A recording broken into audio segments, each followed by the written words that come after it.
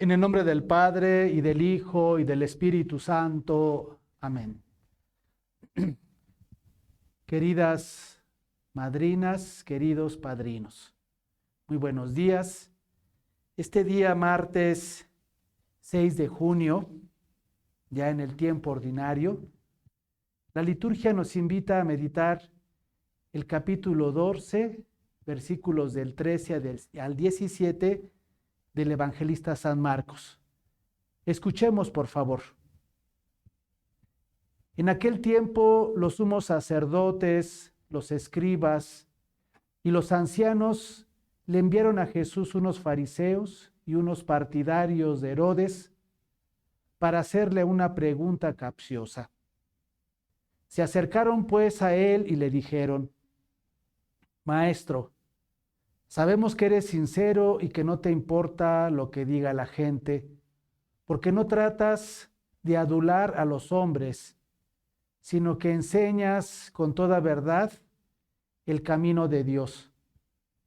¿Está permitido o no pagarle el tributo al César?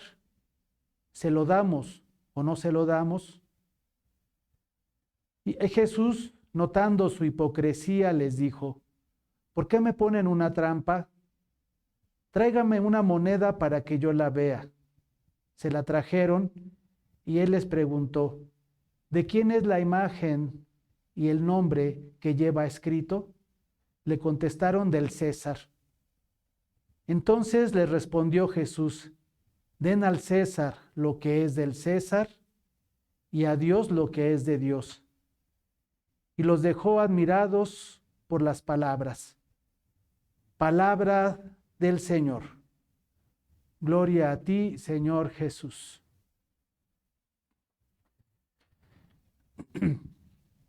Este evangelio es un evangelio muy profundo y yo los invito a que no nos quedemos en querer hacer como una separación, o sea, de esta respuesta que Jesús realiza, no den al César lo que es del César y a Dios lo que es de Dios, ¿no? Es un texto bello del cual podemos aprender mucho. Y si nosotros hacemos solamente una lectura general y nos quedamos en querer hacer una interpretación como un estilo de contraposición, es decir, poner de un lado a Dios y poner de un lado al César, no nos ayudaría, ¿no? Yo los invito a que estos dos elementos que toma Jesús para responder, los tomemos para comprender qué es lo que precisamente este evangelio nos invita a meditar. Es decir, esta historia es la historia de los fariseos que tienden una trampa a Jesús, porque están hablando de algo que era casi imposible de hacer a un lado, ¿no? El pago de impuestos al Imperio Romano. O sea, era precisamente como algo que todavía sucede hoy en día. No podemos nosotros evadir impuestos, ¿no? Y la respuesta que Jesús debería haber dado parece equivocada, ¿no? Porque ellos esperaban que Jesús caminara por alguno digamos, de los caminos que ellos le presentan, ¿no? Si hubiera respondido Jesús: no lo paguen, ¿verdad? No paguen impuestos, los romanos lo hubieran tenido como que fuera una persona revoltosa, ¿no? Una persona que estaba en contra del imperio, ¿no? Si hubiera respondido que lo paguen, estaría fallando a la ley, ¿verdad? A la ley judía, en donde dice: amarás a Dios sobre todas las cosas, ¿no? Pero veamos aquí que hay algo muy interesante. Esta historia, como lo narran en los otros evangelios también, se está desarrollando dentro del templo. O sea, y dentro del templo, para los judíos era impensable llevar algo que no fuera Dios. Y Jesús lo que hace es precisamente: a ver, muéstrenme una moneda. O sea, una moneda que tenía la figura del emperador no podrían llevarla dentro del templo. ¿Por qué? Porque era precisamente fallar a la ley. Entonces aquí es donde Jesús ve precisamente la hipocresía y la falsedad de esa pregunta que le están haciendo, porque en realidad es una trampa. Jesús no toma ninguno de estos caminos para responder de acuerdo a lo que ellos querían escuchar. Y lo que dice es: den al César lo que es del César y a Dios lo que es de Dios. En cuanto a que son ámbitos diferentes, pero que no hay que contraponer, no hay que enfrentarlos. El César, sabemos que era una gran autoridad en el tiempo de Jesús, ¿no? Como ahora pueden ser las autoridades, sean morales, sean políticas. No dudamos de la autoridad, ¿verdad?, de esta persona. Jesús así lo hace. Y los cristianos del primer siglo, ¿verdad?, sufrieron una gran persecución a causa de los emperadores. O sea, esto vincula, ¿no? O sea, era más fácil, ¿verdad?, decir de alguna manera, odiar a una persona que te está persiguiendo, que te está matando.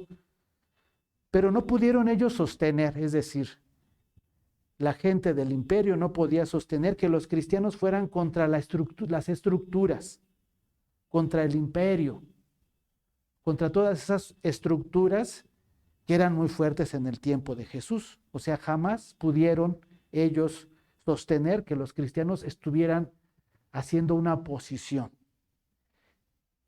Fueron perseguidos simple y sencillamente porque no aceptaban poner algo que fuera prioritario, sino la figura de Dios, ¿no? La figura de Jesucristo, y no la del emperador.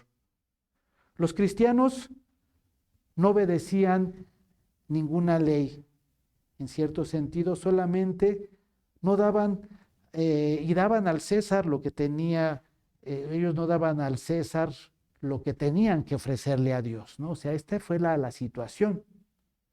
No sacrificaban al emperador, no ofrecían al emperador, porque seguramente daban al emperador lo que tenía que darle, lo que tenían que darle, ¿no? Los tributos, el impuesto que tenían que pagar. Lo que pasa aquí es que nosotros no tenemos que enfrentar a Dios con el César. Eso es lo más importante. No salirnos de las cosas terrenas, ¿no? O sea, aquí lo que hace Jesús es ver, bueno, veamos la realidad. Veamos en dónde estamos parados. O sea, es algo que nosotros no podemos negar. Es algo en donde nosotros vivimos, en donde nosotros crecemos. Y es algo en donde no podemos nosotros salir. No somos de religión budista, por ejemplo. Nosotros somos cristianos. El budismo, ¿verdad? Para tener la salvación hay que salir un poco de la historia, de la realidad.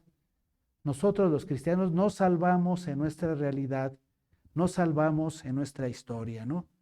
Tenemos que hacer algo mucho más difícil como cristianos, que siempre se ha hecho y que este evangelio nos demuestra que así ha sido. Estar en este mundo, vivir en este mundo, pero no ser de este mundo.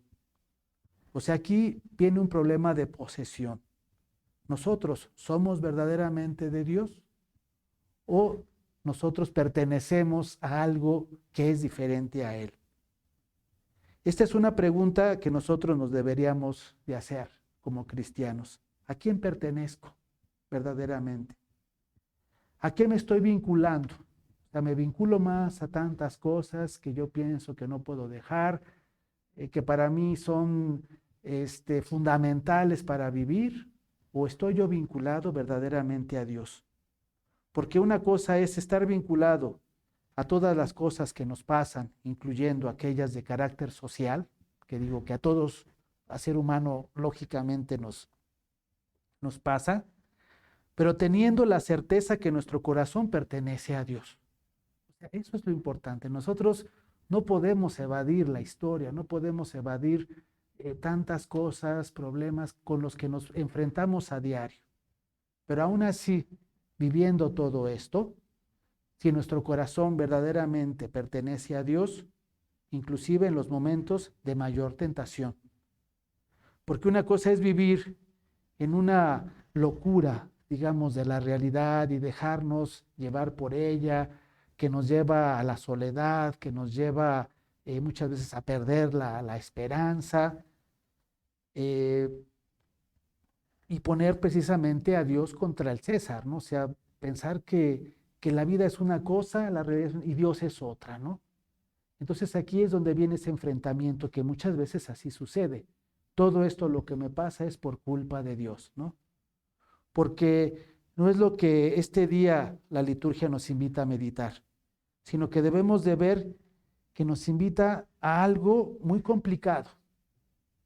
O sea, permanecer con Dios mientras estamos en medio del mundo, mientras estamos en medio de situaciones complicadas, de problemas, de enfermedades. Mucho se piensa, ¿verdad? Y así a veces la gente nos lo hace saber, que la vida religiosa, o sea, es decir, vivir en una comunidad religiosa o estar viviendo en un monasterio, es decir, esta parte de salir del mundo para estar con Dios. Pero no es así. Inclusive los religiosos, ¿verdad? Vivimos en el mundo nos acompaña a donde quiera que vayamos y estemos. O sea, de hecho, así debe de ser. Nosotros no podemos estar en un lugar ahí aislados de la realidad. El deseo de poder, ¿no? Es decir, el deseo de tener poder nos acompaña inclusive en la vida religiosa. O sea, esta tentación de querer poder, de querer tener, inclusive estando ahí en el convento más lejano y en la parte más lejana, puede estar vinculado a nosotros. Y puede ser ese momento momentáneo en la vida que tenemos el corazón y que lo queremos dar al César, ¿no? Es decir, pertenecer y darlo a la locura de la realidad que muchas veces nos envuelve, ¿no? El corazón que es del mundo. El problema no es estar fuera de contexto del César, sino continuar siendo de Dios, continuar dando nuestro corazón, inclusive en medio de ese contexto, ¿no? En medio de esas situaciones. Es decir, se trata de vivir en la realidad dándole un valor y un lugar según el Espíritu Santo, ¿no? Que no abandona el mundo, sino lo acoge, o sea, acoge las cosas que están a nuestro alrededor, las cuida, ¿no? El mundo, ¿no? El Papa Francisco es lo que nos invita a través de la Laudato Si, hay que cuidar la casa común, todo esto que nos rodea, ¿por qué? Porque es una parte también preciosa y que nos ayuda a darnos cuenta que Dios nos ha dado mucho. O sea, el hombre de la carne y el hombre del espíritu, dice San Pablo, no son diferentes, somos iguales, ¿no? O sea, es la misma, no es diferente que nosotros nada más obedezcamos a la carne o no obedezcamos al espíritu o al revés, no obedecer al espíritu y no obedecer a la carne, ¿no? Es el mismo ser humano, no podemos nosotros vivir únicamente en esa dualidad, ¿no? Dar a Dios lo que es de Dios es permanecer en medio del mundo y darle a Dios el lugar prioritario que se tiene que dar. Ver el mundo con la mirada de Dios, amándolo, cuidándolo, pero viendo hacia la eternidad. Hermanos, continuemos caminando precisamente en esta invitación que nos hace Jesús. Estamos en el mundo, pero siempre hay que estar en el mundo viendo a Dios y que Dios sea precisamente el fundamento de nuestra existencia. Porque como lo decía el Papa Benedicto, es muy diferente vivir cuando nosotros pensamos que Dios existe a vivir pensando que solamente lo que existe es lo que estamos viendo nosotros en este momento. En el nombre del Padre, y del Hijo, y del Espíritu Santo. Amén.